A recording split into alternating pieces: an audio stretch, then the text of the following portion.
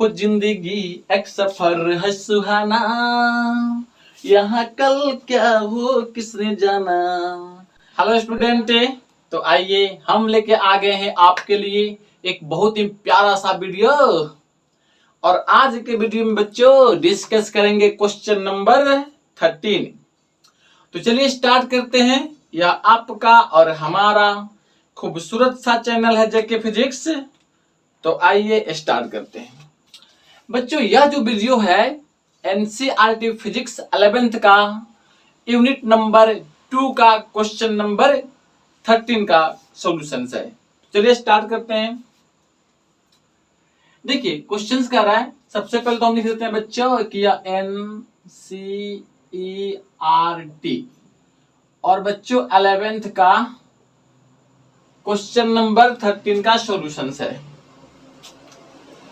लिखा हुआ है कि a physical quantity P is related for observations A, B, C and D as follow. देखिए एक physical quantity P equal to लिखा हुआ है A के पावर 3 B स्क्वायर बट्टे में रूट अंडर C इंटू यहाँ पे D है। ऐसा लिखा है कि the percentage error of measurement in A, B and C and D equal to 1%, 3%, 4% and 2% respectively. तो what is the percentage error in quantity P। आपको दिया है बच्चों, सबसे पहले देखो A में परसेंटेज एरर दिया हुआ है, तो A के परसेंटेज एरर को कैसे लिखते हैं बच्चों, डेल A बट्टे A इंटू 100। इसको बोलते हैं A में परसेंटेज एरर और इसका वैल्यू दिया है बच्चों 1%। ओके, फिर इसी प्रकार से डेल्टा B बट्टा B इंटू 100, इस पूरे का वैल्यू कितना दिया है 3%। फिर कहा है बच्चों डेल्टा C बट्टा C इंटू 100, इसी को ना बोलते हैं परसेंटेज एरर। तो इसका वैल्यू दिया है बच्चों 4%। और फिर लिखा है डेल्टा D बट्टा D इंटू 100 इक्वल टू 2%, ये दिया हुआ है। और हमसे पूछा क्या है जरा देखो, हमसे पूछा है कि फाइंड परसेंटेज एरर, इसको लैंग्वेज में लिखते हैं परसेंटेज एरर इन P में परसेंटेज एरर पूछा है। दैट मीन्स आपको यह पूछा है डेल्टा P बट्टा P इंटू 100, इसका वैल्यू बच्चों आपको निकालना है। ओके, तो क्वेश्चन सबको क्लियर हो गया। अब आइए करते हैं बच्चों इसका सॉल्यूशन। सबसे पहले देखो लिखा कितना है डेल, ऐसे P इक्वल टू इतना दिया हुआ है, तो लिखेंगे now P equal to A के पावर 3 B के पावर 2 बट्टा root under C into D। मेरे प्यारे बच्चों आप इसको कैसे लिख सकते हो ब्रेक करके, तो आपको बताए थे कि इसको लिखते हैं बच्चों डेल्टा P बट्टा P इक्वल टू, इसको लिखेंगे जो पावर होता है वो आगे आता है, तो 3 इंटू डेल्टा A बट्टा A, फिर प्लस देते हैं यहाँ पे 2 इंटू डेल्टा B बट्टे B, फिर प्लस लिखोगे। देखो ये चाहे डिवाइड में हो या मल्टीप्लाई में, हमेशा बीच में क्या होता है बच्चों प्लस होता है। यहाँ पे C के पावर में कितना है 1/2 है, अगर लिखा हुआ है रूट अंडर ऐसे C, तो इसका मतलब होता है C के पावर 1/2। और पावर में बच्चों इसको हम चाहे तो ऐसे भी लिख सकते हैं, देखो C के पावर में 1/2 लिख सकते हैं। अब यह पावर आगे आएगा तो कितना होगा 1/2 और यह डेल्टा C बट्टा C। फिर प्लस देंगे, अच्छा यहाँ पे दिख रहा है सबको, और यहाँ पे लिखोगे डेल्टा डी बट्टा डी, ऐसे। यहाँ पे पावर कुछ नहीं है तो 1 है तो हम ऐसे लिख देंगे। अब बताओ मेरे प्यारे बच्चों, हम दोनों साइड में 100 से मल्टीप्लाई कर देते हैं तो कितना आ जाएगा, डेल्टा पी बट्टे पी इंटू 100 इक्वल टू, यहां भी मल्टीप्लाई करते हैं सब में 100 से, दोनों साइड का मतलब क्या होता है, दोनों साइड में 100 से मल्टीप्लाई कर दो। तो यहाँ पे चलाएगा बच्चों ये 3, यहाँ पे डेल्टा ए बट्टा ए इंटू 100 होगा, फिर प्लस 2 इंटू डेल्टा बी बट्टा बी इंटू हो जाएगा 100 प्लस 1/2 और डेल्टा सी बट्टा सी ऐसे क्या होगा बच्चों 100, और प्लस में डेल्टा डी बट्टा डी इंटू 100, इतना होगा। मेरे प्यारे बच्चों देखो, डेल्टा ए बट्टा ए इंटू 100 को परसेंटेज एरर बोलते हैं ए में, और इसका वैल्यू दिया हुआ है यहाँ पे 1%। देखो यहाँ पे डेल्टा ए बट्टे ए इंटू 100 मतलब 1%, फिर डेल्टा बी बट्टे बी इंटू 100 मतलब 3%। तो हम वैल्यू पुट कर लेते हैं अब, तो यहाँ पे चला आएगा 3 इंटू इस पूरे के जगह पे कितना है 1%, तो यहाँ पे लिखेंगे बच्चों 1, अब प्लस 2 इंटू, अच्छा कुछ बच्चे कह रहे होंगे कि सर परसेंटेज में लिखिए, तो हम परसेंटेज में भी लिख सकते हैं बच्चों, लास्ट में लगा देंगे परसेंटेज, सब में परसेंटेज है तो यहाँ पे कितना हो गया 3 इंटू 1 2 इंटू इस पूरे का वैल्यू कितना है 3 है, तो 3 यहाँ पे लिख दिए प्लस 1/2 इंटू डेल्टा सी देखो कितना है 4% है, तो यहाँ पे लिखो 4 प्लस डेल्टा डी कितना है 2%, तो यहाँ पे कितना आ जाएगा 2, 2 से 2 कट जाएगा तो यहाँ पे 2। अच्छा वहां पे दिख रहा है सबको, एक बार कमेंट देख लेते हैं। अच्छा यहाँ पे अब नहीं दिखेगा, उसके आगे देखो यह 3 हो जाएगा, यह कितना 6, तो यहाँ पे लिखेंगे तो आएगा बच्चों 3 डेल्टा पी बट्टा P into 100 equal to 3 into कितना 6, तो 3 plus 6 plus 2 plus 2, that means कितना आ गया बच्चों 6 3 9 9 2 11 2 13, यानी 13% हो गया आपका आंसर। ओके, तो मेरे प्यारे बच्चों इतना तो आपको जरूर समझ में आ गया होगा, हमें पूरा विश्वास है कि आपको यह समझ में आ गया होगा। चलिए इसका नेक्स्ट क्वेश्चन करते हैं, और आज के वीडियो में डिस्कस करेंगे बच्चों क्वेश्चन नंबर 14 का सॉल्यूशन। तो चलिए स्टार्ट करते हैं क्वेश्चन नंबर 14, और यह आपका प्यारा सा क्वेश्चन है, आइए क्वेश्चन को पढ़ते हैं। और हाँ बच्चों, क्वेश्चन एनसीईआरटी क्लास 11th का क्वेश्चन नंबर 14 है। तो मेरे प्यारे बच्चों क्वेश्चन को ध्यान से पढ़ो, क्वेश्चन क्या कहता है, कहता है क्वेश्चन पढ़ो, A book with many printing errors contains 4 different formula for a displacement y of a particle undergoing a certain periodic motion। देखो कहा हुआ है कि एक पार्टिकल है और उसका बच्चों मोशन होता है, तो उसका इक्वेशन आपको दिया हुआ है, और इक्वेशन कैसे दिया हुआ है, तो क्वेश्चन में पढ़ो A B C D 4 equation दिया हुआ है।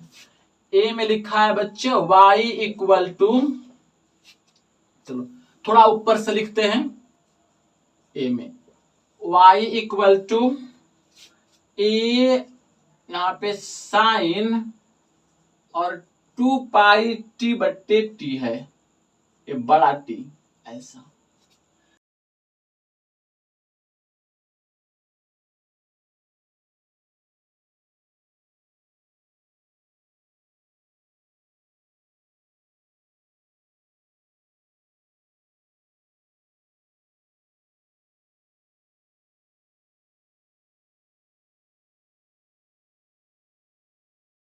अब क्वेश्चन में पढ़ो क्या क्या कह रहा है। कह रहा है कि A equal to maximum displacement of particle.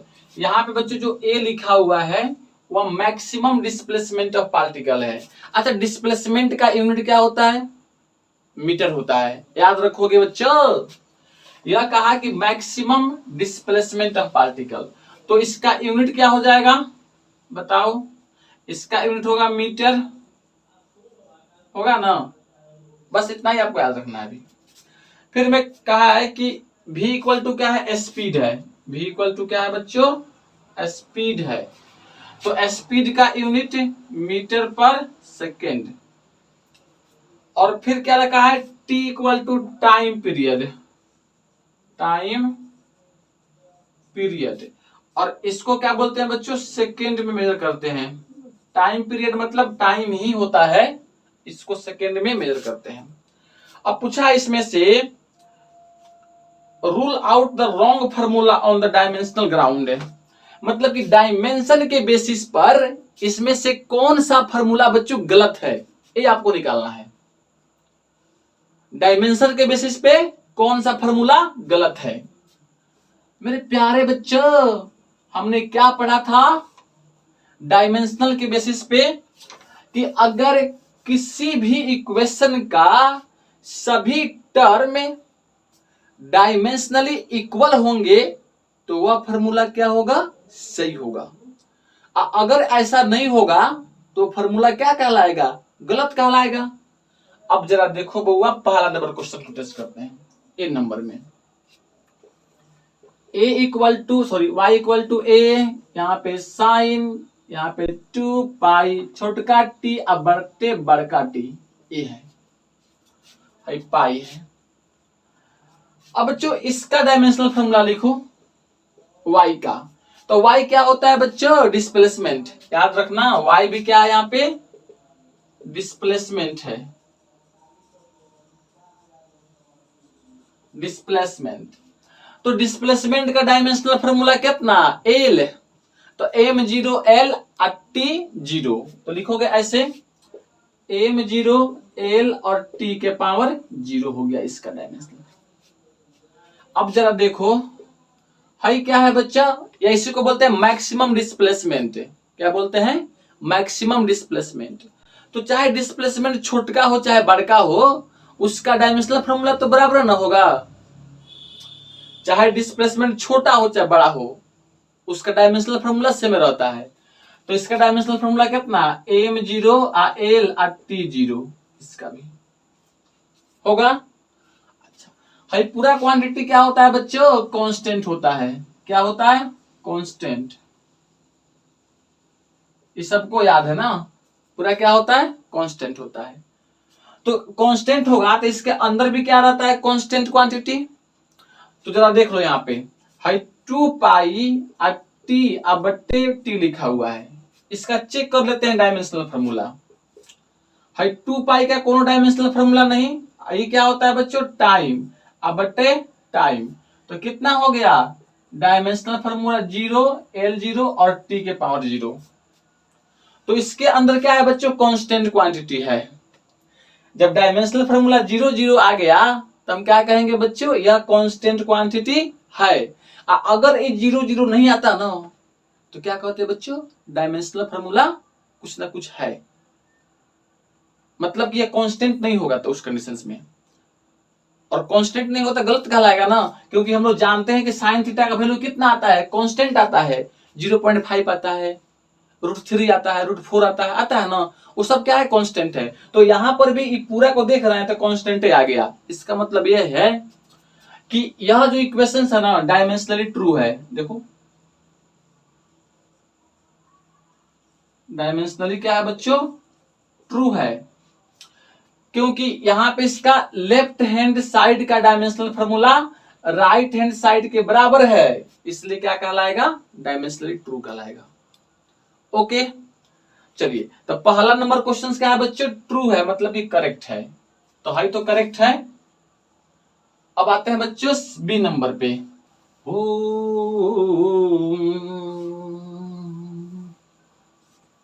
मेरे जिंदगी के मालिक, मेरे दिल पे हाथ रखे दे, ओ तेरी आने की खुशी में। मेरे बच्चों क्वेश्चन पढ़ो। बिन नंबर में क्या कहता है? बिन नंबर में कहा है कि y equal to A sine B T है, तो है ये ना है y इक्वल टू ए और यहाँ पे साइन और v इंटू टी है।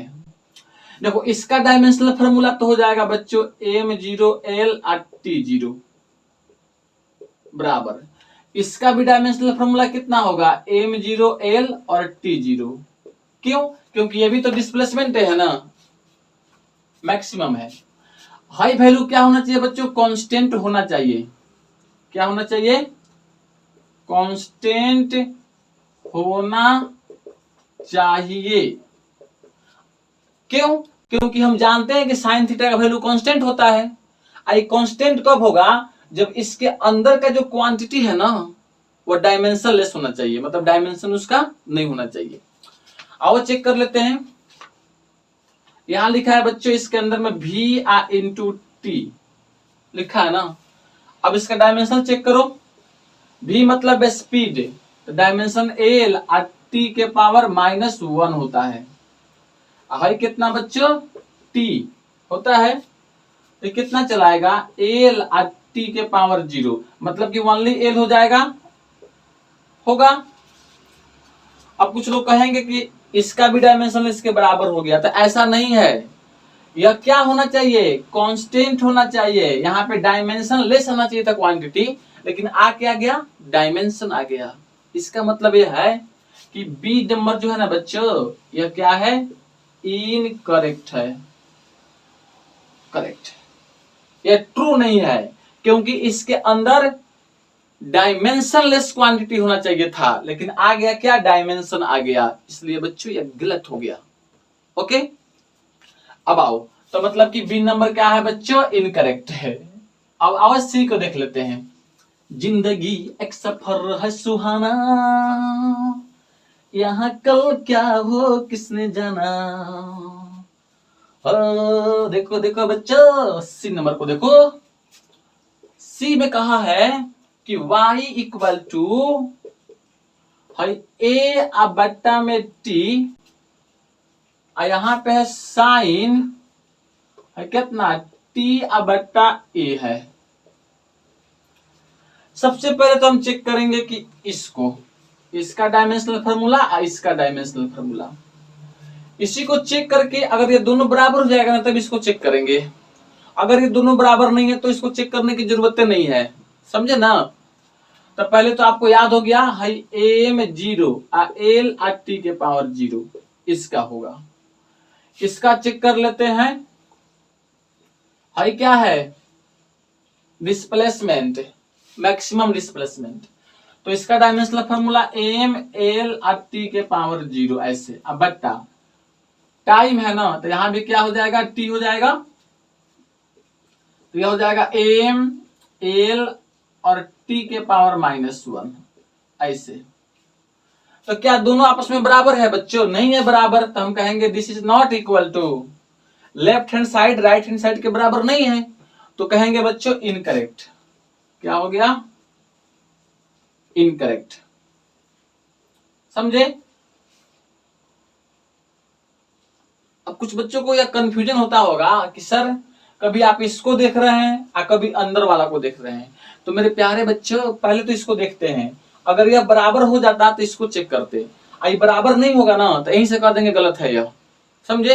क्योंकि हमको मालूम है कि यह कांस्टेंट होता है, अगर यह कांस्टेंट भी हो जाएगा तो तो बराबर नहीं ना है, इसलिए क्या हो गया बच्चों? ये गलत हो गया। आओ 4 नंबर देख लेते हैं, मतलब कि सी भी अपना क्या है? गलत है। अब चेक करते हैं डी नंबर।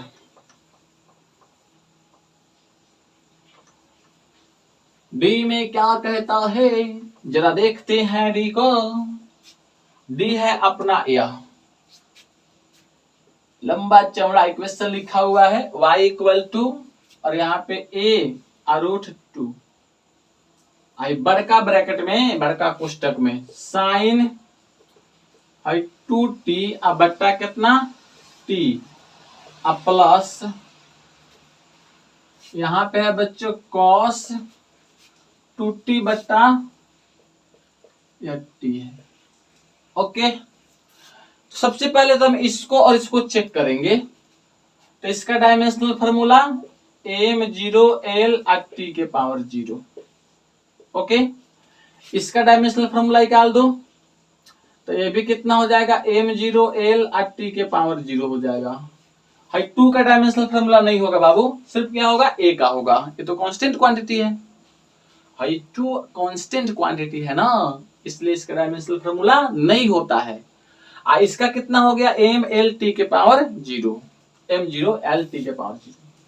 हाई दोनों बराबर हो गया तो हमको इसको चेक करना पड़ेगा, करना तो पड़ेगा, समझ रहे हैं ना, क्योंकि इसमें पूरा से मल्टीप्लाई है। तो हमको क्या ये पूरा का वैल्यू कांस्टेंट आना चाहिए था। क्या आना चाहिए बच्चों? कांस्टेंट। कांस्टेंट का मतलब डायमेंशनलेस। देखो डायमेंशनलेस होना चाहिए, अगर होगा ना तब क्या होगा, ट्रू होगा, अगर नहीं होगा तो क्या होगा बच्चों, ट्रू नहीं होगा। तो अब चेक कर लेते हैं। साइन के अंदर कितना लिखा हुआ है 2t बट्टा t, तो इसका डायमेंशनल फॉर्मूला चेक कर लो। तो t बट्टा t हो गया ना, टाइम है, टाइम के लिए बड़का t, टाइम ऑफ पीरियड है तो इसके लिए t, तो क्या हो जाएगा बच्चों, या m0l0 t के पावर 0 हो गया डायमेंशनल फॉर्मूला। ओके, अब इसका भी चेक कर लो, तो भी कितना है 2t बट्टा t है, तो इसका भी तो ही ना हो जाएगा, सेम क्वांटिटी है, तो m0l0 और t के पावर 0। देखो सबका डायमेंशनल 0 है, दैट मीन्स ये डायमेंशनलेस है, तो हम कहेंगे कि इट इज डायमेंशनलेस। और डायमेंशनलेस तो क्या होता है, पूरा कांस्टेंट हो गया। भाई डायमेंशनलेस हो गया तो क्या हो गया, कांस्टेंट हो गया, इसलिए कहेंगे it is correct, correct dimensionally. Dimension के अकॉर्डिंग क्या है बच्चों, ये करेक्ट है। ओके, आप लोग जरूर इसको प्रैक्टिस करेंगे और इसका एक बार अपने से सॉल्यूशंस करेंगे। चलिए बच्चों, फिर मिलते हैं अगले वीडियो में एक अगला क्वेश्चन के साथ, प्यारा सा क्वेश्चन के साथ। तब तक पढ़ते रहिए, मुस्कुराते रहिए, हंसते रहिए, खेलते रहिए और जय हिंद बोलते रहिए।